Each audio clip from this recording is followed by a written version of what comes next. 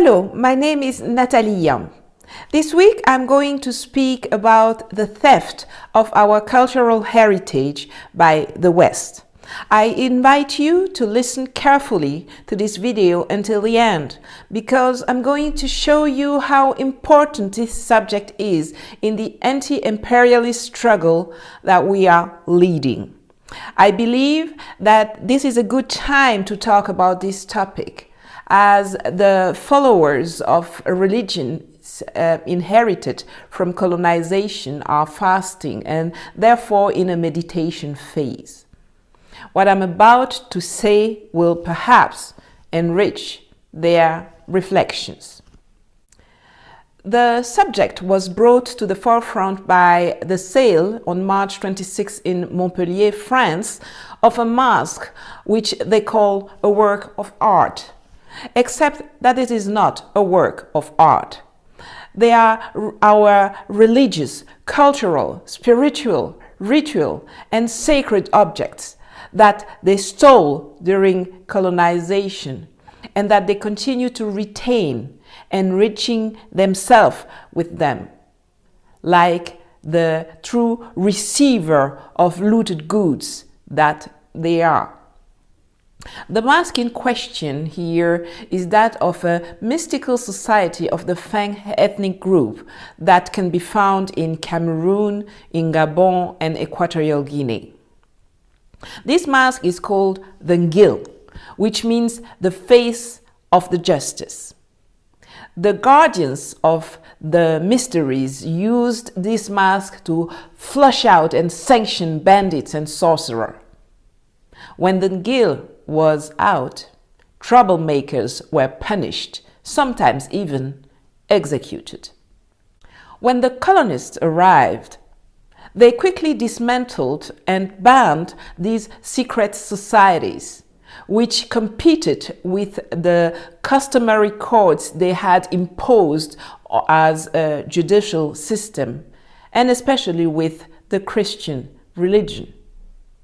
And so the masks ceased to be produced, and the 10 or so that existed were stolen by settlers.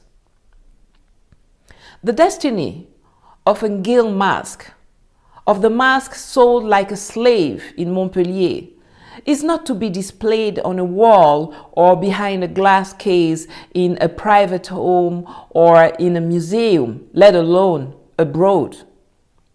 Its destiny was to be hidden and worn only by a person authorized to do so within the framework of the judicial regulation of the Fang society. Westerners are thugs, and there is not one to catch up with the other. They all have gangster behavior, whether it is England and France, champions in this field, Belgium, Germany, or the Netherlands. They are all the same. The Fang still exist. Their need for cohesion and regulation of justice still exists in our society. So what are the Ngil masks worn by our ancestors doing in Montpellier or at the home of the French billionaire Liliane Bettencourt, who bought one for 5.75 million euros, or in European or American museums? What is the sacred Manduyenu throne of the Bamoun king doing in the Berlin Ethnological Museum since 1908, when there is a Bamoun king in power in Cameroon? What is the statue of the Queen Mother Ngonso, stolen by the German commander Kurt Pavel during a punitive expedition in 1902, doing in the same museum when the So people need their spiritual guide in Kumbo, Cameroon? What are the large statue of the Goo god and the Gedegbe divination tray doing in Paris when the Vodun culture and religion, as well as the Fa spirituality, are practiced in Benin? The objects in question were not made to be in museum or in private European collections. They were made to be used in specific circumstances in Africa. The attributes of chieftaincy and kingship are artifacts of power. Statues for worship and initiation masks are tools of knowledge and also instruments of dialogue with the other world, creating links with our deities, our gods, and the spirits of our ancestors. And even if these objects do not return to their original cultic role, they are essential so that each people can tell and know their history. To know and tell the history of the Fang, today I have to ask for and pay for a Schengen visa or an American visa that they will refuse 9 times out of 10. I have to pay for a plane ticket. I have to pay for a hotel room. I have to pay for a ticket to the museum. And after all that, the Fang people don't even receive 1 cent of the money generated by all this. And some find this normal. Why do we accept that it is others who decide what will become of these pieces? Which ones can be returned? Under what conditions they must be preserved? When in the beginning, before the colonists arrived here, these objects already had functions and uses. Why? Yet, when the Nazis and their French collaborators plundered the collections of the Jews during the war, they did not keep them quietly at the end of the hostilities, nor did they return them to the state of Israel saying, "Here, this is for you." The stolen objects were sold and returned to the owners, to the families, to the individuals. On January 5, 1943, 17 Allied countries in what is presented as the London Solemn Declaration signed the foundation for the organization of the restitution of property that had been looted or even sold in a seemingly legal manner. France, an accomplice of the Third Reich, had voted a set of anti-Semitic laws organizing Aryanization and thus justifying the dispossession of the Jews. The same method they are using to give legal protection to their colonial plunder in Africa and Asia. But at the end of the Second World War, in 1945, de Gaulle signed an ordinance on the nullity of acts of spoliation carried out by the enemy, which gave very precise definitions of spoliation and forced sales, which declared sales null and void, and organized restitutions within very short deadlines without costly procedures. This ordinance is still in force today, and until recently, it has allowed rightful claimants to recover their property. So why do Westerners refuse to adopt the same attitude, procedures, and speed with us? Why is the retrocession of the plundered heritage in Africa unthinkable for them? Why don't they question the African cult leaders, the tribes, the clans, the village communities to establish with certainty the question of the ownership and the importance of some of these goods? The answer is simple.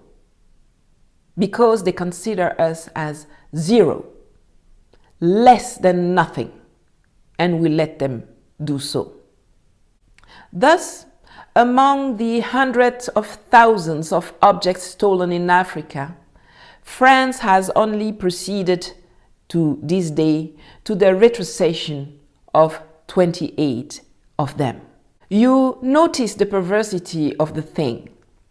For the Jews, a general law was passed that allows the courts seized by the families and descendants to act quickly and to permit an accelerated, unconditional retrocession. But for the Africans, a general law was passed that prevents restitution unless the French Parliament, and not the court, rules on the matter. Likewise, each object must be requested by a state and will have to obtain the vote of a special law before being returned. Most of the time, they refuse, and they arrogantly accept to lend us what belongs to us. If only the presence of these spoils of war served to make generations of Western citizens aware of the true colonial history of their country. But no. If you look at the history books taught in French, Belgian, Dutch, or German schools, you will find not any trace of the barbarity with which the French colonists burnt, killed, slit the throats of the Cameroonian populations and independence fighters. You will not find any mention of the thousands of Congolese adults and children whose hands were cut off because they did not produce enough wealth for one of the greatest barbarians in the history of humanity, Belgian King Leopold II, who had annexed an entire country as its personal property. Neither of the atrocities committed by the Dutch settlers and the Boers in South Africa, nor of the genocide of the Herero and Nama, or of the extermination of the Maji-Maji committed by the Germans in what is now Namibia and Tanzania. But when it comes to clinging to our cultural heritage in order to spread a watered-down version of the horrors of colonization and to belittle the African people, there they are. Europe has developed a very romantic storytelling of its colonial epics, and our sacred and royal objects are part of this lie, which is perpetuated until today and which contributes to the alteration of reality, to the erasure of our history, our memory, our knowledge, our know-how, our dignity, our values, and our spirituality. Because they decided to establish Christianity, they banned and denigrated our rights, called them diabolical and witchcraft. They destroyed and looted our objects of worship and royalty.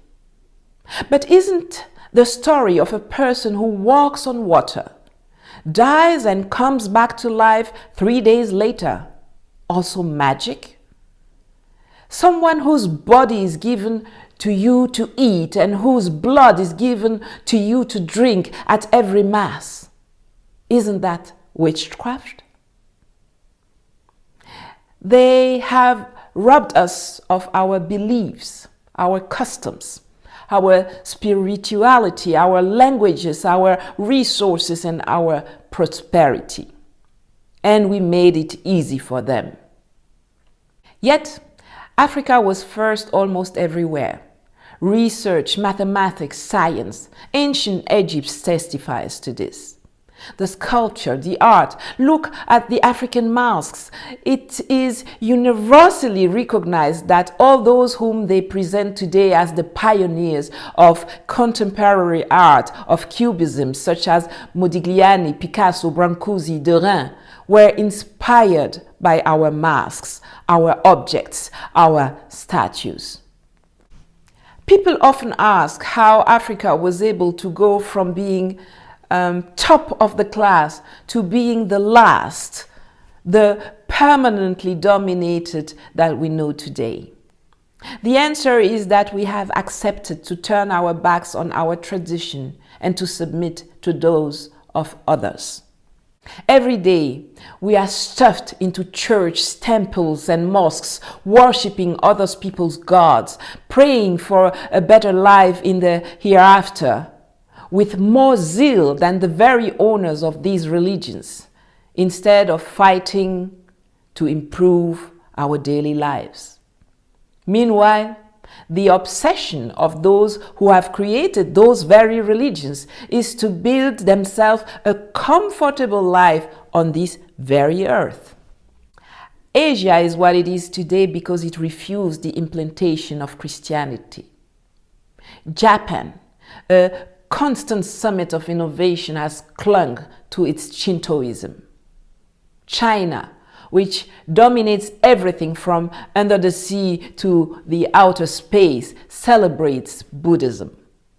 India, a nuclear power, the world's largest democracy, they say, has never renounced Hinduism. Israel has Judaism, and the Arab countries which outstrip us have Islam. Strong peoples have never turned their backs on their culture and history. And this is why Africa is weak. The kidnapping of our cultural heritage is a way for the West to perpetuate this weakening. The European museums appeared with colonization. They are an integral part of the colonial system. Taking our icons, objects of worship, and royal attributes hostage is the most vicious and snide form of the perpetuation of a flamboyant and assumed neo-colonialism. They keep the skulls, the hands, the teeth, the bodies of our ancestors hostage in their cellars, but claim to be the holders of world humanism and the rule of law. But which country, claiming to be the holder of the rule of law and the respect of private property, conditions the retrocession of stolen goods to the fact that the owner must first prove that he has the capacity to treat and preserve his belongings?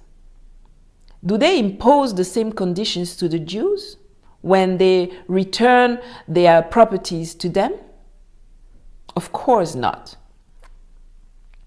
Which country claiming to be humanist does not consider at any time an economic and financial sharing with the legitimate owners of the hundreds of billions of euros and dollars of income that they have generated with our heritage? If the Europeans do not have the decency to acknowledge their wrongs, to come to us themselves and say, look, these objects do not belong to us, tell us what to do with them, then it is up to us to have the courage to do what is necessary.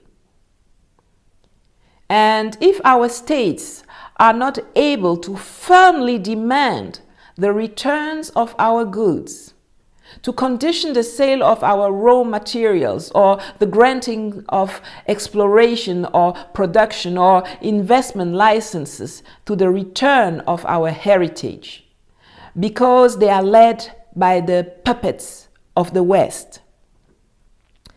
If our civil society associations do not take ownership of this struggle, because they are more interested in the financial crumbs thrown to them by the Europeans to promote homosexuals, transgenders, and the climate, rather than the restoration of our dignity and our cultural and religious heritage, then it will have to be the children of the diaspora who will have to have the courage to do what is necessary.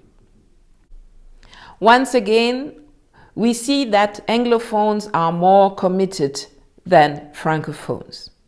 For example, thanks to the pressure from their students, the University of Cambridge in the UK and Aberdeen in Scotland in October 2021 unconditionally returned to the royal court of Benin in what is now Edo State, Nigeria, the Okukor and the bronze bust of Noba that had been looted by the British in 1897 and that the universities had received as a donation and acquired at auction.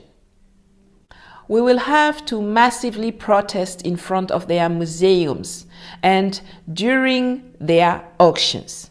And if that doesn't help, we will have to take our belongings out of their showcases and cellars, either to bring them back home or to destroy them on the spot, so that they can eventually rest in peace, free from their executioners who pretend to love them more than us by pulling them in prison, in cages, or by selling them like slaves.